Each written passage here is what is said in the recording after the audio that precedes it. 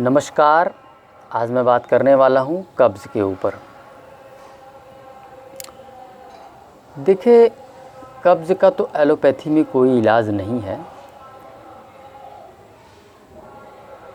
हमारे साथ बहुत से लोग जुड़े हैं, मेरा खुद का भी एक्सपीरियंस है और उसके रिगार्डिंग जो हमने कई बार जो है डॉक्टर से विज़िट भी किया है। फाइनली क्या है, जब बार बार आप डॉक्टर के पास जाते हैं कब्ज़ की शिकायत लेके, तो फाइनली डॉक्टर कहते हैं कि जी आप इसको इग्नोर करो, ठीक है। आप या फिर ये कह देंगे जी आपके माइंड में समस्या है, ठीक है, कि आप जो है उधर ध्यान दे रहे इसलिए जो है ये समस्या हो रही है। तो इस प्रकार का आंसर भी आपको मिल सकता है, क्योंकि मुझे खुद भी मिला हुआ है ये आंसर। लेकिन एक्चुअल में कब्ज़ होता है, और मेरे मुताबिक कब्ज़ ही सभी बीमारियों की जड़ है। कब्ज़ की शुरुआत असल में होती कहाँ से है? कब्ज़ की शुरुआत होती है गैस से। आज जो भोजन हम लोग कर रहे हैं घर में पकाया हुआ, जिसे हम कहते हैं कि ये बहुत अच्छा भोजन है, उस सभी के सभी भोजन जो है उसमें गैस बनाते हैं। आपने दाल से तड़का लगा दिया तो वो गैस बनाएगा। सब्जी में तड़का लगा दिया है, बहुत ज़्यादा मिर्च मसाला डाल दिया तो गैस बनाएगा ही बनाएगा। अब उसमें भी पार्टिकुलरली कुछ ऐसे सब्जियां हैं जो गैस बनाती ही बनाती है, जैसे कि दोनों प्रकार की गोभियां होगी, मूली होगी, आलू होगी। और दूसरी तरफ जो बीन्स होती है, बीन जैसे कि किडनी बीन्स, जिसको हम क्या बोलते हैं कि राजमा, बहुत ही ज़्यादा गैस बनाता है, हद से ज़्यादा ठोक ठोक के गैस बनाता है ये। वसूलन हमारे पेट में गैस बनना ही नहीं चाहिए, लेकिन आज हमारे पेट में, हम सभी इंसानों के पेट में गैस बन रहा है, और उसकी वजह है सिर्फ़ और सिर्फ भोजन। इसके अलावा एक अन्य कारण और हो सकता है। मान लो इस प्रॉब्लम को आप झेल रहे हो, ये प्रॉब्लम और ज़्यादा एग्रेवेट हो सकती है अगर आप कहीं मानसिक रूप से भी कुछ जो है दिक्कत है, समस्याएं हैं, आपके विचार गलत है, नकारात्मक विचार है, ठीक, वो चीज़ और ज़्यादा इसको एग्रेवेट करेगी और ज़्यादा गैस फॉर्म करने में जो है मदद करेगी। तो इस तरह से जो है जब समस्या तब शुरू हो जाती जब कोई इंसान गैस पास ही नहीं कर पाता है। होता क्या है कि गैस पास नहीं कर पाता तो इंसान गैस जो है ऊपर नीचे घूमती रहती है।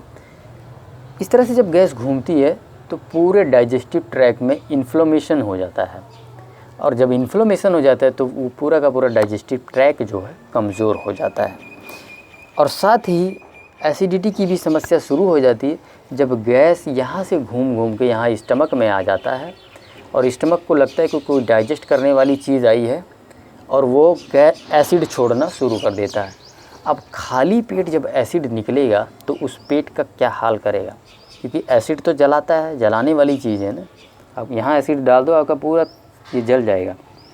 लेकिन हमारा जो इंटरनल जो ऑर्गन्स है, जो डाइजेस्टिव ट्रैक है, भगवान ने ऐसा बनाया है कि जो है वो फिर भी एसिडिटी को झेल लेता है। लेकिन जब खाली पेट, लेकिन तभी झेल पाएगा जब खाने के बीच में डालोगे। अब खाली पेट डाल दोगे तो डेफिनेटली जो है वहाँ पे इन्फ्लेमेशंस होंगी जो है, और वो पूरा का पूरा जो है डाइजेस्टिव ट्रैक आपका इन्फ्लेम्ड हो जाए। तो इस तरह से अब यहाँ से फिर उठ के चीज़ें एकदम ऊपर आती है ना, एकदम ऊपर एसिड ऊपर आएगा तो डेफिनेटली इस चीज़ को भी अफेक्ट करेगा, ठीक है, इसमें भी इन्फ्लेमेशन आएगा।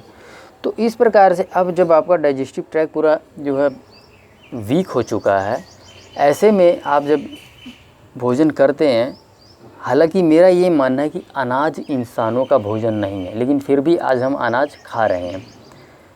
तो इस तरह से अनाज पहले ही हमारा भोजन नहीं, अब उसको हम खा रहे हैं। मान लो गेहूँ खा रहे हैं, तो होता क्या कि वो जाके अंदर चिपक जाता है और वो निकलता नहीं है, और यहीं से जो है कब्ज़ की शुरुआत हो जाती है।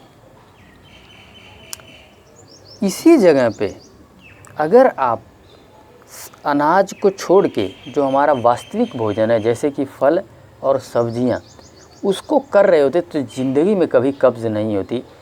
बेशक से आप गलत खाना पीना खा के आपने जो है ये पूरे डाइजेस्टिव ट्रैक को इन्फ्लेमेशन कर दिया है, वो उसमें वीक हो गया है, फिर भी आपको कभी कब्ज़ी होती ही नहीं अगर हम अपना वास्तविक भोजन कर रहे होते उस वक़्त। वास्तविक भोजन अर्थात वेजिटेबल सैलेड्स और फ्रूट्स, ठीक है। देखिए इन्हें हम बिना पकाए खा सकते हैं, और बिना पकाए जो भोजन हम खा सके वही हमारा भोजन है, इंसानों का वही भोजन होता है। तो इस तरह से जो है अब हम ऑलरेडी अपना रॉन्ग फूड खा रहे हैं, जो हमारा भोजन है नहीं उसको खा रहे हैं, तो ऑब्वियस सी बात है इसमें जो है कब्ज़ियत होगी ही होगी। अब देखिए कब्ज़ियत जब हो गई है, यहाँ से सारी जो है बीमारियों की शुरुआत होती है।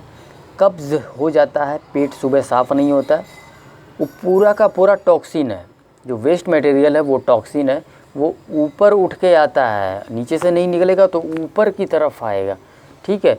अब वो इतना भारी चीज़ तो आ नहीं सकता, तो क्या होता है गैसें आनी शुरू हो जाती है, गैसों के साथ थोड़ा थोड़ा जो है लिक्विड पदार्थ भी आने लगता है ऊपर। अब यहाँ की चीज़ अगर यहाँ आ जाए और ऊपर आ जाए तो सोचो इंसान की क्या हालत होगी। यही होता है एसिडिटी में। 3 दिन पहले की मैं बात बताता हूँ आपको। 4 दिन पहले की मैंने क्या किया, राजमा खा लिया, उसके 1 दिन पहले लड्डू खा लिया 2-3, ठीक है। और इतना घटिया किस्म का वो लड्डू था कि पूछो मत। अब ये 2 चीज़ें मैंने खा ली। होता क्या है, मेरा एक चीज़ का अनुभव है, सही भोजन करो तो कोई दिक्कत नहीं होता। जैसे ही मैं रॉन्ग फूड डालता हूँ, कई बार तो 70-80% तो बॉडी निकाल देती है, कोई दिक्कत नहीं होता। लेकिन कभी कभार मतलब कि 20% केसेस ऐसे होते हैं, मान लो 100 बार खाया तो उसमें से 80 बार, हालांकि इतनी बार मैं खाया नहीं, बस आपको परसेंटेज बताने की कोशिश कर रहा हूँ, 20% कई बार ऐसे होता है कि जी वो अच्छे से निकलता नहीं है नेक्स्ट डे। अब वहाँ से प्रॉब्लम हो जाती है शुरू, नेक्स्ट डे निकला नहीं है। और आपको पता है कि अभी मैं ग्रीन जूसेस भी नहीं ले रहा था, अभी 3-4 दिन से फिर मैंने जो है शुरू कर दिया है, या फिर डेली बेसिस पे नहीं लेता हूँ, यूँ कह ले कि हफ्ते में 3-4 दिन लेता हूँ। तो उस दिन मैंने नेक्स्ट डे मेरा ऐसा था कि ग्रीन जूस नहीं लिया मैंने। अब वो निकला नहीं, अब वो पूरा पेट के अंदर जो है, जो राजमा है बहुत ज़्यादा गैस बनाता है, वो गैस बना ही जा रहा है, ट्रैवल करे जा रहा है इधर उधर। और उसके बाद जो है पूरी बॉडी जो है, आपको मैं बता दूँ कि अगर आपको ऐसी ये है कॉन्स्टिपेशन है, पेट साफ नहीं हो, तो आपका शुगर लेवल भी बढ़ जाएगा। और वो फील कर सकते हैं, कोई नीडल लगा के चेक करने की ज़रूरत नहीं है। शुगर बढ़ता है तो पता चलता है, साफ पता चलता है, बस आप ऑब्ज़र्व करने की वो अपने अंदर जो है क्षमता बढ़ाएं, ठीक है। मैं तो हर गलत चीज़ को ऑब्ज़र्व कर लेता हूँ तुरंत के तुरंत, ठीक है। तो अब उस दिन जो है पूरा का पूरा दिन मेरा जो है ख़राब गया, अच्छा नहीं निकला। अब नेक्स्ट डे मैंने क्या किया, इवनिंग में भी जो है, इवनिंग में जाके फिर मैंने अगले दिन जो है एनीमा कर दिया। मैंने कहा आज जो है आप पेट को पूरा एकदम साफ़ कर देते हैं, पूरी गंदगी एकदम निकल जाएगी। और जो है मैंने नेक्स्ट डे से फिर जो है ग्रीन जूसेस स्टार्ट कर दिया, और 4 दिन से एकदम बढ़िया, एकदम रिलैक्स हूँ। मेरा 1 से 2 दिन ख़राब गया बीच में ड्यू टू रॉन्ग फूड। तो इस तरह से जो है ये 2 चीज़ें मैंने किया, एनीमा लिया और जो है ग्रीन जूसेस मैंने लिया। जैसे कि करेले का अभी मैं 3-4 दिन हो गया, अब लगातार मैं ले रहा हूँ। वैसे हफ्ते में 3-4 दिन तो मैं ले ही लेता हूँ, लेकिन जब ये खाना खाया नेक्स्ट डे मैंने नहीं लिया, ठीक है। आप यूँ कह ले कि जी अगले 2-3 दिन तक मैंने नहीं लेना था।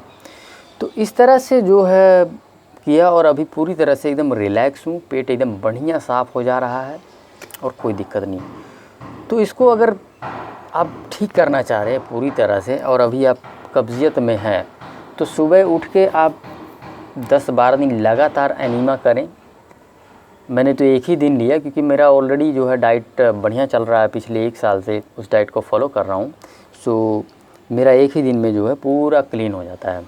लेकिन आपको, अगर आप अभी डाइट को शुरू कर रहे हैं, तो आपको जो है एटलीस्ट 12-15 दिन जो है लगातार एनीमा करना है।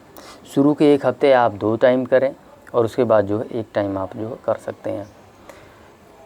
उसके बाद जो है आप एक ग्रीन जूस लें, जैसा कि आज मॉर्निंग में भी मैंने आप लोगों को ग्रीन जूस बना के दिखाया, करेले का ग्रीन जूस।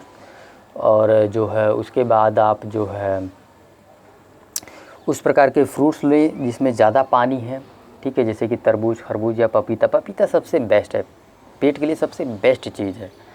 अगर वो नहीं मिला तो तरबूजा खरबूजा जो है आप ले सकते हैं। इसके बाद जो है आप पूरा दिन सलाद खाएं। इसमें जो है आप गाजर खा सकते हैं, टमाटर खा सकते हैं, खीरा खा सकते हैं, ठीक है, ये गैसेस नहीं बनाती हैं, ठीक है। और थोड़ा सा आप नारियल भी खा सकते हैं इसके साथ ही। पूरे दिन की ये डाइट करें और साथ ही आप लोग जो है मिलेट्स मंगवा लें, क्योंकि गेहूँ जो है, गेहूँ की समस्या ये है कि उसमें ग्लूटेन होता है, चिपकने वाले पदार्थ हैं, आंतों में जाके चिपक जाता है वो। लेकिन उसी के अपोजिट मिलेट्स जो है उसमें ग्लूटेन नहीं होता है, चिपकने वाले अर्थात पदार्थ नहीं है, ठीक है। आप उसको ऐसे रखेंगे मुट्ठी में भी तो चिपकेगा नहीं, ठीक है। और दूसरी तरफ अगर आटा को आप सान के रख देंगे तो चिपक जाता है। ये मान लो पोस्टर उचर गया ये यहाँ से, तो मैं इसको आटा लगा के चिपका सकता हूँ, मिलेट लगा के नहीं चिपका सकता, क्योंकि इसमें चिपकने वाला पदार्थ है। तो इसलिए जो है आपको गेहूँ पूरी तरह से कम्प्लीटली बंद कर देना है, उसकी जगह पे आपको मिलेट्स का सेवन करना है। तो इस तरह से जो है ना तो आपके पेट में गैस बनेगा, एक तरफ आपका पेट भी साफ़ हो जाएगा पूरी की तरह से, और जो इन्फ्लेमेशन वगैरह हैं वो भी अच्छे से, आप जब गैस बनेगा ही नहीं और सही भोजन डालेंगे तो गैस भी नहीं बनेगा, एसिडिटी भी नहीं बनेगा, तो इन्फ्लेमेशन होने का मतलब ही नहीं। और जो इन्फ्लेमेशन है वो ऑलरेडी अपने धीरे धीरे जो है वो ठीक होना शुरू हो जाएंगी। तो इस तरह से जो है आपको इस पूरी डाइट को फॉलो करना है। पूरा दिन कच्चे पे रहना है, शाम को एक टाइम मिलेट खाना है, शुरू के 10-15 दिन जो है आपको एनीमा करना है। इसी से आपका कब्ज़ पूरी तरह से साफ़ हो जाएगा। किसी प्रकार की कोई आपको जो है चूरन चारण लेने की आवश्यकता नहीं है, ठीक है। चूरन भी काम नहीं करता है। मैं जब दिक्कतों में था उस टाइम काफ़ी सारे जो है आयुर्वेदिक डॉक्टर्स के पास भी विज़िट किया था। सो त्रिफला जैसी चीज़ें भी मैंने लिया था। सो खैर उसने भी काम नहीं किया। मार्केट का त्रिफला हो सकता है आप एक एक चीज़ करके ले आएँ, मतलब कि होलसम जो है, जैसे जिसको आप कह सकते हैं कि जी आंवला हो गया, हरड़ बहेड़ा, उसको ले आके कूट के खाएँ तो एक डिफरेंट इफ़ेक्ट आ सकता है। लेकिन जो मार्केट में मिल रहा है वो तो एटलीस्ट काम नहीं करता, वो मैंने जो है खा के देखा हुआ। तो यही चीज़ आप करेंगे, इसी से आपका जो पेट है वो पूरी तरह से साफ़ हो जाएगा। सो उम्मीद करता हूँ आज की वीडियो से मैं आपको कुछ सिखा पाया हूँ, कुछ मोटिवेट कर पाया हूँ। सो इस वीडियो को यहीं समाप्त करते हैं। धन्यवाद।